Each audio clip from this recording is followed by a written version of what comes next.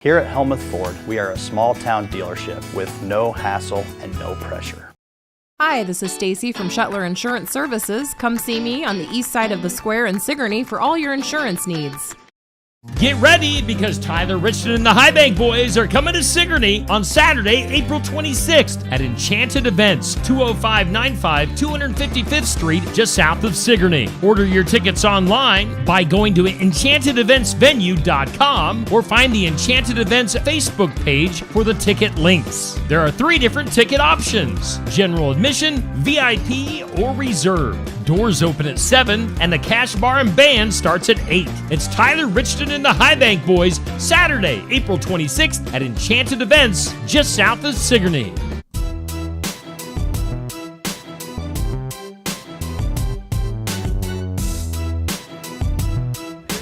This is the Death Dealer, and you're watching Shotgun Wrestling Radio. This is Bryce Jordan, and you're watching Shotgun Wrestling Radio. Hey, this is Jared Thumb, and you are watching Shotgun Wrestling Radio. Wrestling fans, if you want the best wrestling news, you want to watch Shotgun Wrestling Radio. This is James Jeffries, and tell them that I sent you there. Yeah! What's up, everybody? It's Leon King here, of course, the baddest of the baddest, and you are now listening to Shotgun Wrestling Radio. I am Eric S. Knight. And I'm Malik Champion. And we are the chosen prodigal sons, and this is the Shotgun Wrestling Radio podcast. This is your Deathmatch Daddy Bo guy, and you're watching Shotgun Wrestling Radio.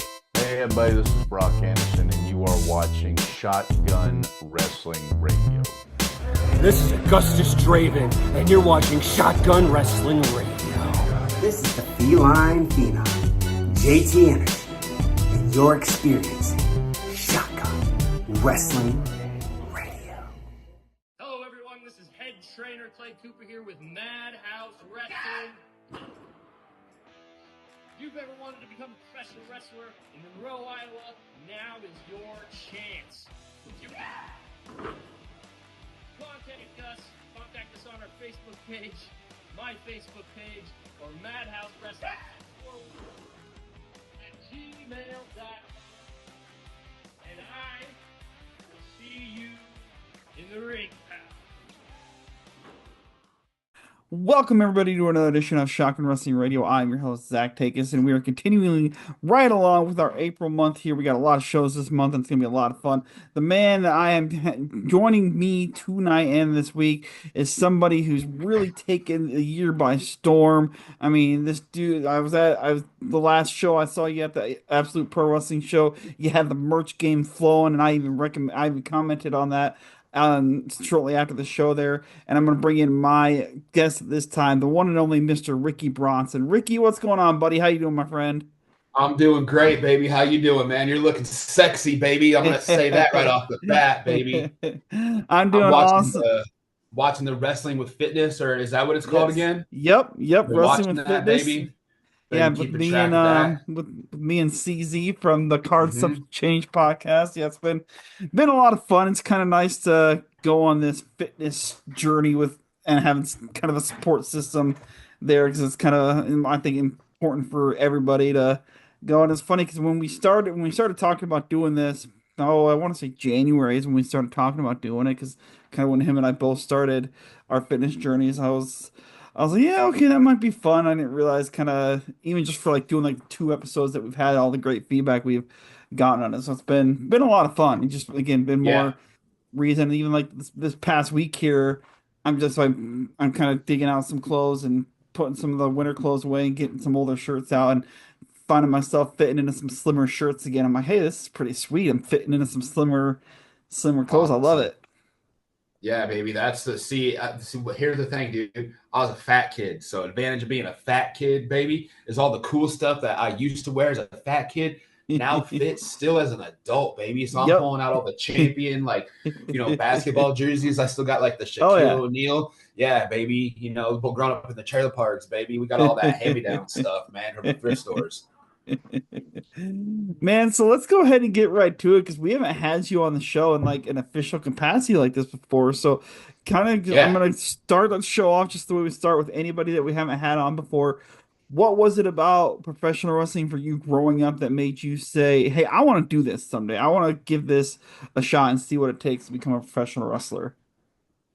Well, let me tell you a story about growing up in the trailer parks of Boone County, West Virginia, baby. You had to fight for everything, earn it, baby. My mama made me go out and kick the neighbor kid's ass just for food stamps, baby.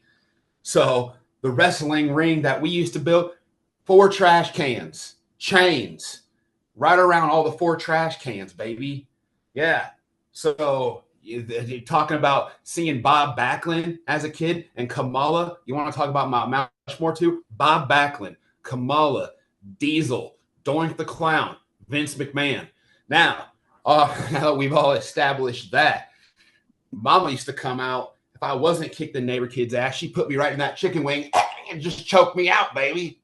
So, I'm going to sleep here. I'm like 5 years old, baby, addicted to huffing gasoline and the lighter fluid, baby, and all that good stuff. You know what I'm talking about? I'm just kidding there. But, no, man. Yeah, growing up in the trailer parks, Boone County, West Virginia, baby, is rough and tough, man. We watching WCW, watching WWF wrestling, baby. You know what I'm talking about, man? The red, white, and blue ropes, baby. See the Hasbro back there? Oh, yeah. All them little young chumps, they don't know nothing about the Hasbros. They're collecting them Barbie dolls now, baby. Yeah. No, but that's a little backstory about me, man. So I'm old school, baby. So when it finally came time to you, wanted to actually do this and get in the ring, and again, with all the different training schools that are out there, there's way more training schools than I can even fathom right now, especially compared to when I started watching wrestling as a kid. Where did you decide to, start doing your training school at, and why did you decide to go with that particular school? Well, first of all, I was going to go to Killer Kowalski's School of Wrestling, baby, my entire life. I told Mama, I ain't going to college. Don't you even put college fund away from me. Don't you even waste your money, baby. All right? I'm like 4 or 5 years old telling her right off the bat, don't you even dare take all them Coke bottles that I'm seeing in the corner and think that you're going to put in a college fund. That ain't happening. What you're going to do is let Ricky Bronson here go to Killer Kowalski School of Wrestling, and I'm going to kick some ass someday. I'm going to take care of Mama, and maybe I'll put her through college. You know what I'm saying, baby? Yeah, she needs some learning. But anyway, Killer Kowalski School of Wrestling didn't work out. Long story short, I end up here in Des Moines, Iowa, baby. Now, I see Impact Pro Wrestling got a flyer up downtown. I'm like, hey, I'm going to check out a show. I go check out a show, and I'm blown away, baby. Talk about James Jeffries. Talk about Justin Decent, AVB. You're talking about the whole crew, baby. Blowing me away. AJ Smooth. Yeah. It was, the basically the who's who, Matty Starr. It blew me away, baby, the first time that I went and saw an Impact Pro Wrestling show down at the Forte, man. So I was hooked right off the bat. It took me a little bit. I was actually on kind of like my own little fitness journey. I was actually just, I really thought that kind of that old school wrestling mentality. I thought, once when I went to training, I was going to, be doing 1,000 Hindu squats and things like that, running 5 miles a day. Don't get me wrong. It's hard as hell. But the old school mentality is kind of changed, but I was really kind of putting myself through hell at the gym on my own just to prepare. I just, I was watching all the YouTube stories of, Ric Flair training up in Minnesota with Gagne in a barn. So, it's like those guys are, training in the cold, baby. I got to go put myself through a little bit of personal hell. So it took me a little bit before I actually pulled the trigger, before I actually really thought I was, I've always thought myself as being that tough kind of brawler, but I wanted to go in this with respect, baby. I didn't want to go in there, thinking that I was just, just right off the streets, knew what I was doing right off the bat. I wanted to go into the game with a little bit of respect and under the belt. I wanted to, have to prove myself, but also I wanted to have that fitness level. So, But yeah, no, 2020, I actually finally pulled the trigger, hooked up with Impact Pro Wrestling, and started going down to the Vault in Collins, Iowa, man. And yeah, changed my life. Loved it ever since, baby. Took a couple bumps in there, and ever since then, man, ever since I hit that mat, an addiction, man. I just want to get in there and whip someone's ass every day. Now, when you finally got there for your first day, what was going through your head in the first day? I mean, especially, 2020, that just really, really weird time frame for us all. And I know you guys kind of had to start and stop training, and you were part of that really weird training session that they had. Because I believe if I remember right, Damien Saint and the Hale twins were also in your class too, if I'm not mistaken. Absolutely. So let me just start off by saying hats off to everybody that was in my training class. Damien Saint, the Hale twins, Victor Payne. What a training class. Hell of a training class. Let's just say that again. Me, Ricky Bronson, Damien Saint, the Hale twins, Victor Payne. First of all, I hats off to the Hale twins for making a 4-hour trip twice a week for training. 2 hours there, 2 hours back home. That's impressive. To do that, to be dedicated so we can have that training time in the ring twice a week, because not a lot of training classes, believe it or not, really got a lot of the training time like we did, because we were so dedicated to be in there every damn day, every damn week.